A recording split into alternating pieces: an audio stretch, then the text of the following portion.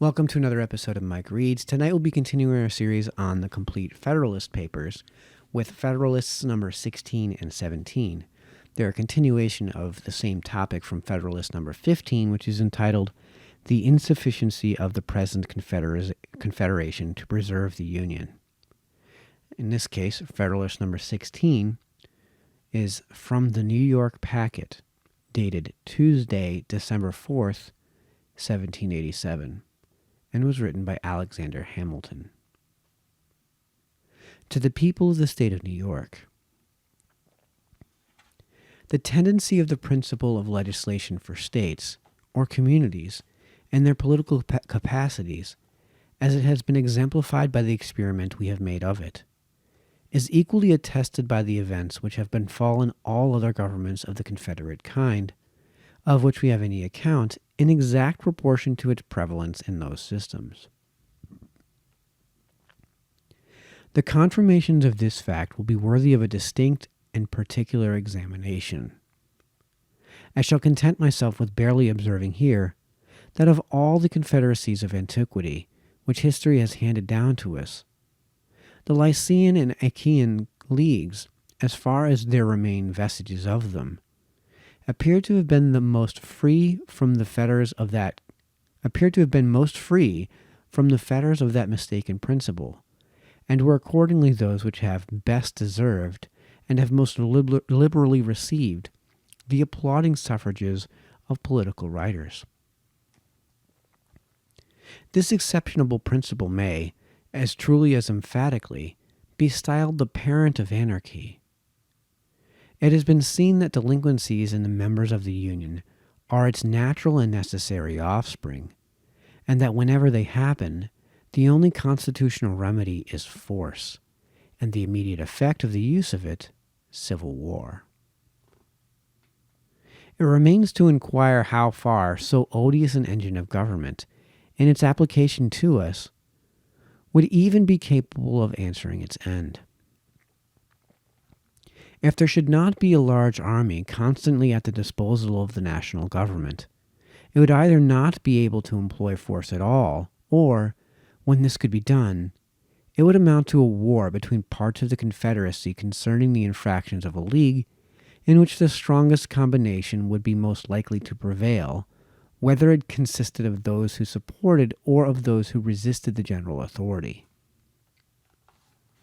It would rarely happen that the delinquency to be redressed would be confined to a single member, and if there were more than one who had neglected their duty, similarity of situation would induce them to unite for common defense. Independent of this motive of sympathy, if a large and influential state should happen to be the aggressing member, it would commonly have weight enough with its neighbors to win over some of them as associates to its cause. Specious arguments of danger to the common liberty could easily be contrived. Plausible excuses for the deficiencies of the party could, without difficulty, be invented to alarm the apprehensions, inflame the passions, and conciliate the goodwill even of those states which were not chargeable with any violation or omission of duty. This would be the more likely to take place, as the delinquencies of the larger members might be expected sometimes to proceed from an ambitious premeditation in their rulers, with a view to getting rid of all external control upon their designs of personal aggrandizement, the better to effect which it is presumable they would tamper beforehand with leading individuals in the adjacent states. If associates could not be found at home, recourse would be had to the aid of foreign powers, who would seldom be disinclined to engaging the dissensions of a confederacy, from the firm union of which they had so much to fear. When the sword is once drawn, the passions of men observe no bounds of moderation. The suggestions of wounded pride, the instigations of irritated resentment, would be apt to carry the states against which the arms of the Union were exerted to any extremes necessary to avenge the affront or to avoid the disgrace of submission. The first war of this kind would probably terminate in a dissolution of the Union. This may be considered as the violent death of the Confederacy. Its more natural death is what we now seem to be on the point of experiencing, if the federal system not be speedily renovated in a more substantial form. It is not probable, considering the genius of this country, that the complying states would often be inclined to support the authority of the Union by engaging in a war against non-complying states. They would always be more ready to pursue the milder course of putting themselves upon an equal footing with the delinquent members by an imitation of their example. And the guilt of all would thus become the security of all.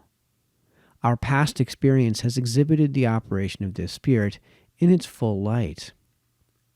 There would, in fact, be an insuperable difficulty in ascertaining when force could with propriety be employed. In the article of pecuniary contribution, which would be the most usual source of delinquency, it would often be impossible to decide whether it had proceeded from disinclination or inability. The pretense of the latter would always be at hand. And the case must be very flagrant in which its fallacy could be detected with sufficient certainty to justify the harsh expedient of compulsion. It is easy to see that this problem alone, as often as it should occur, would open a wide field for the exercise of factious views, of partiality, and of oppression in the majority that happened to prevail in the National Council. It seems to require no pains to prove that the states ought not to prefer a national constitution which could only be kept in motion by the instrumentality of a large army continually on foot to execute the ordinary requisitions or decrees of that government. And yet this is the plain alternative involved by those who wish to deny it the power of extending its operations to individuals.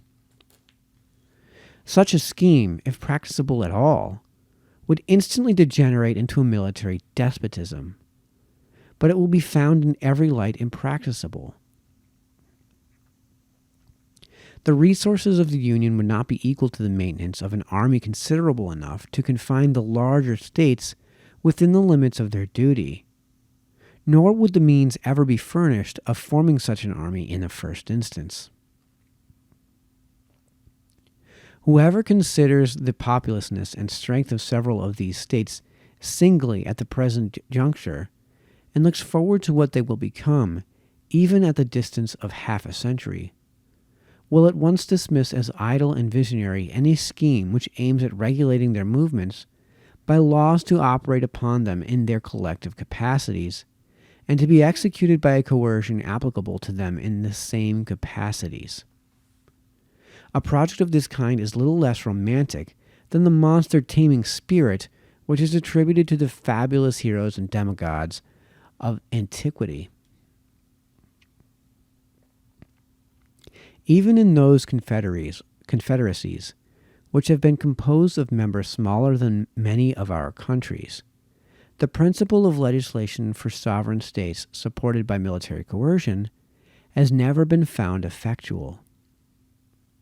It has rarely been attempted to be employed, but against the weaker members, and in most instances, attempts to coerce the refractory and disobedient have been the signals of bloody wars in which one half of the Confederacy has displayed its banners against the other half.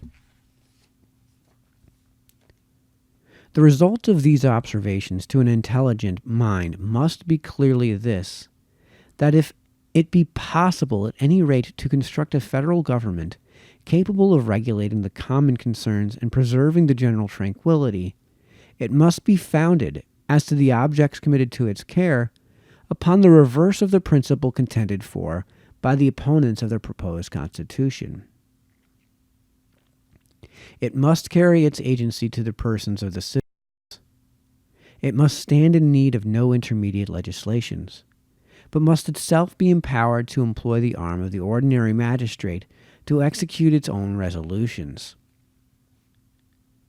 The majesty of the national authority must be manifested through the medium of the courts of justice. The government of the Union, like that of each state, must be able to address itself immediately to the hopes and fears of individuals, and to attract to its support those passions which have the strongest influence upon the human heart. It must, in short, possess all the means, and have a right to resort to all the methods of executing powers with which it is entrusted, that are possessed and exercised by the government of the particular states. To this reasoning it may perhaps be objected that if any state should be disaffected to the authority of the Union, it could at any time obstruct the execution of its laws and bring the matter to the same issue of force, with the necessity of which the opposite scheme is reproached. The plausibility of this objection will not vanish the moment we advert to the essential difference between a mere non-compliance and a direct and active resistance. If the interposition of the state legislatures be necessary to give effect to a measure of the Union, they have only not to act, or to act evasively, and the measure is defeated.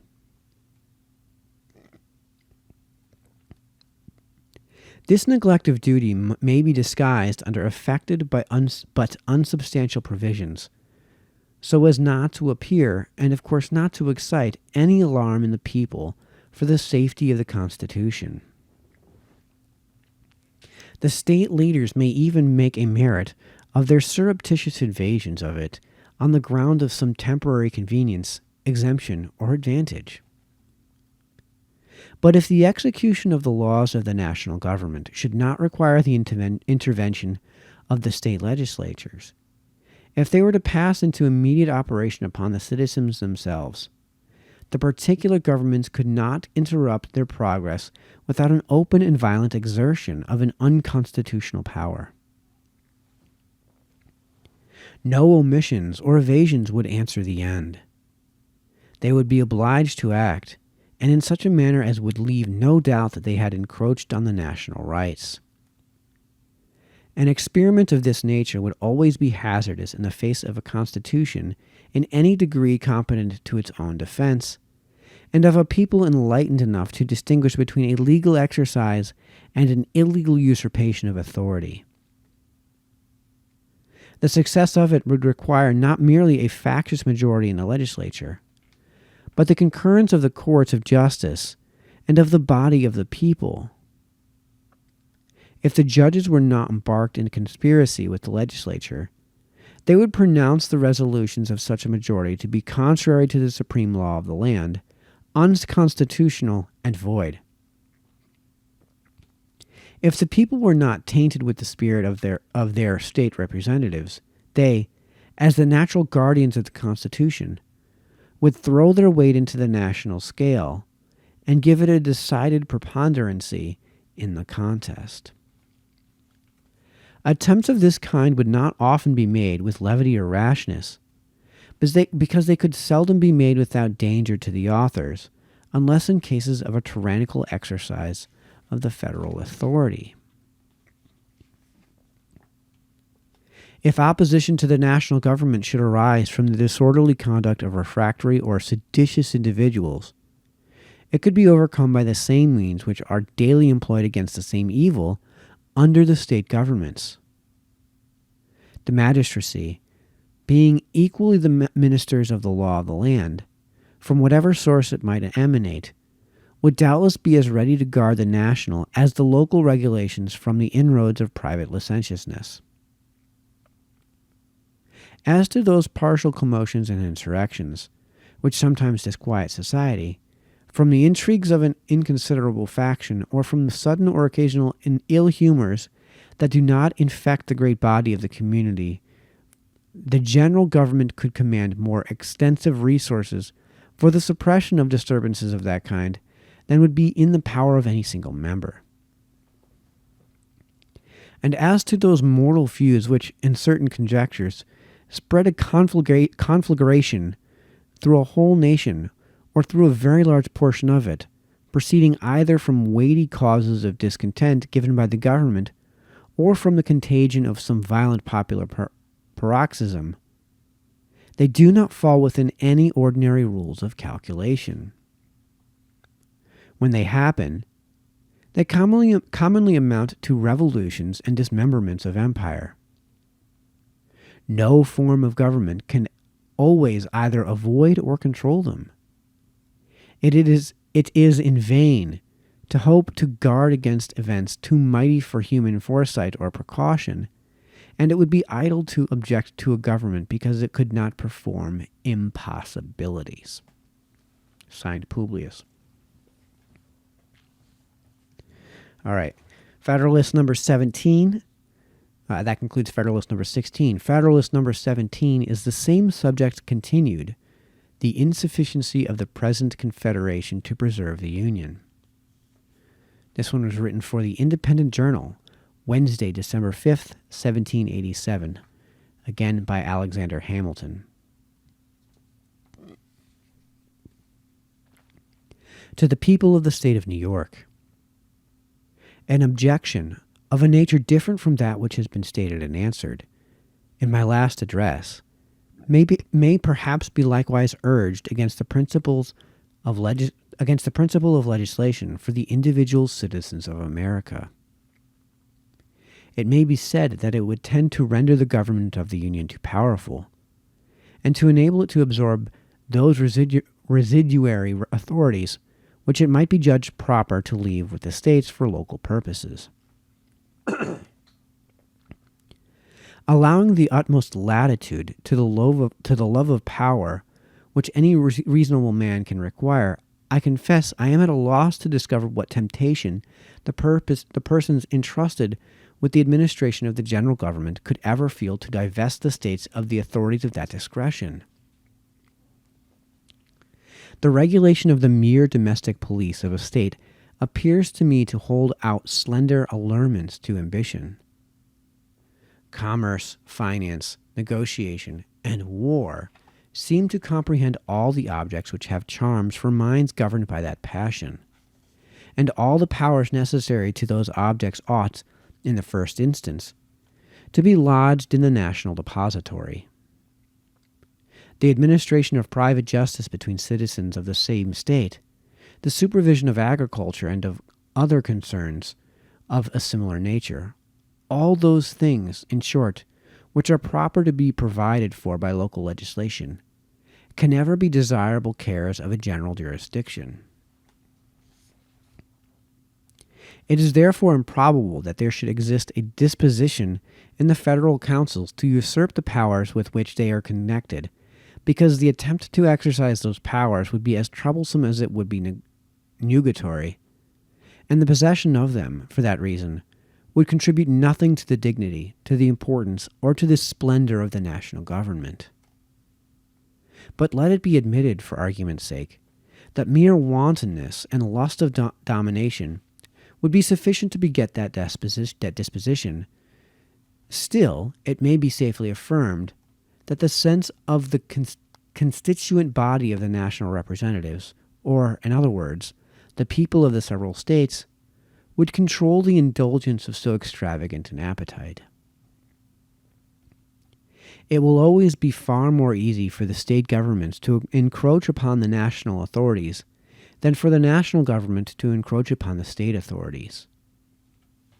The proof of this proposition turns upon the greater degree of influence which the state governments, if they administer their affairs with uprightness and prudence, will generally possess over the people, a circumstance which at the same time teaches us that there is an inherent and intrinsic weakness in all federal constitutions, and that too much pains cannot be taken in their organization to give them all the force which is compatible with the principles of liberty. The superiority of influence in favor of the particular governments would result partly from the diffusive construction of the national government, but chiefly from the nature of the objects to which the attention of the state administrations would be directed. It is a known fact in human nature that its affections are commonly weak in proportion to the distance or diffusiveness of the object. Upon the same principle that a man is more attached to his family than to his neighborhood, or to his neighborhood than to the community at large, the people of each state would be apt to feel a stronger bias toward their local governments than towards the government of the Union, unless the force of that principle should be destroyed by a much better administration of the latter. The strong propensity of the human heart would find powerful auxiliaries in the objects of state regulation. The variety of more minute interests, which will necessarily fall under the superintendence of the local administrations, and which will form so many rivulets of influence running through every part of the society, cannot be particularized without involving a detail too tedious and uninteresting to compensate for the instruction it might afford. There is one transcendent advantage belonging to the province of the state government, which alone suffices to place the matter in a clear and satisfactory light. I mean the ordinary administration of criminal and civil justice. This, of all others, is the most powerful, most universal, and most attractive source of popular obedience and attachment. It is that which, being the immediate and visible guardian of life and property, having its benefits and its terrors in constant activity before the public eye, regulating all those personal interests and familiar concerns to which the sensibility of individuals is more immediately awake, contributes, more than any other circumstance, to impressing upon the minds of the people affection, esteem, and reverence toward the government. This great cement of society, which will diffuse itself almost wholly through the channels of the particular governments, independent of all other causes of influence, would ensure them so decided an empire over their respective citizens as to render them at all times a complete counterpose, and, not infrequently, dangerous rivals to the power of the Union. The operations of the national government, on the other hand, falling less immediately under the observation of the mass of the citizens, the benefits derived from it will chiefly be perceived and attended to by speculative men. Relating to more general interests, they will be less apt to come home to the feelings of the people and, in proportion, less likely to inspire a habitual sense of obligation and an active sentiment of attachment. The reasoning on this head has been abundantly exemplified by the experiences of all federal constitutions with which we are acquainted, and of all others which have borne the least analogy to them. Though the ancient feudal systems were not, strictly speaking, confederacies, yet they partook of the nature of that species of association. There was a common head, chieftain, or sovereign, whose authority extended over the whole nation, and a number of subordinate vassals, or feudatories, who had large portions of land allotted to them, and numerous trains of inferior vassals or retainers, who occupied and cultivated that land upon the tenure of fealty or obedience to the persons of whom they held it. Each principal vassal was a kind of sovereign within his particular domain. The consequences of this situation were a continual opposition to authority of the sovereign, and frequent wars between the great barons or chief feudatories themselves. The power of the head of the nation was commonly too weak either to preserve the public peace or to protect the people against the oppressions of their immediate lords. This period of European affairs is emphatically styled by historians the times of feudal anarchy. When the sovereign happened to be a man of vigorous and warlike temper and of superior abilities, he would acquire personal weight and influence, which answered, for the time, the purpose of a more regular authority. But in general, the power of the barons triumphed over that of the prince, and in many instances his dominion was entirely thrown off, and the great fiefs were erected into independent principalities or states. In those instances in which the monarch finally prevailed over his vassals, his success was chiefly owing to the tyranny of those vassals over their dependents.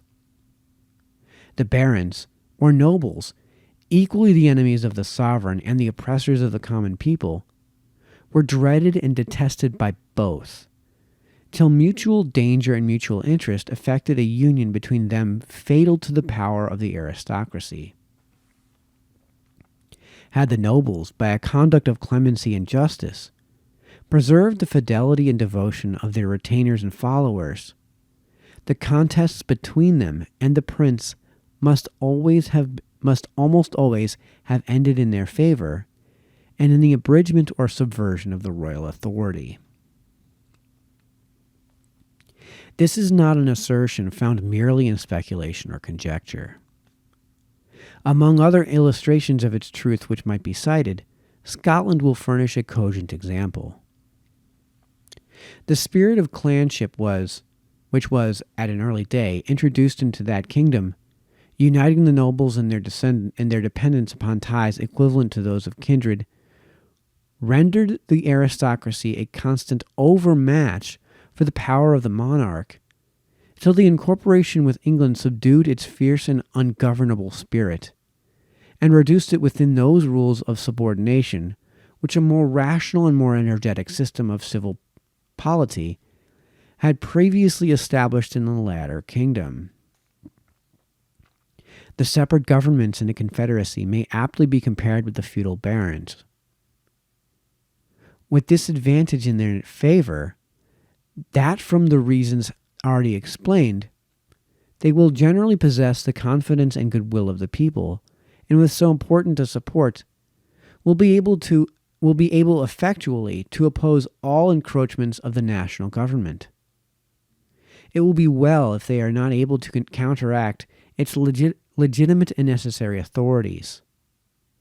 The points of similitude consist in the rivalship of power, applicable to both, and in the concentration of large portions of the strength of the community into particular depositories, and in one case at the disposal of individuals, in the other case at the disposal of political bodies. A concise review of the events that have attended Confederate governments will further illustrate this important doctrine. An inattention to which has been the great source of our political mistakes, and has given our jealousy a direction to the wrong side. This review shall form the subject of some ensuing papers.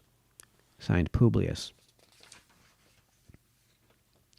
All right, that concludes Federalist number 16 and 17. We will continue with the same subject in Federalist numbers 18 and 19 with our next read, the subject being the insufficiency of the present Confederation to preserve the Union, which is actually written by Madison with Hamilton. So until then, this has been Mike, signing off.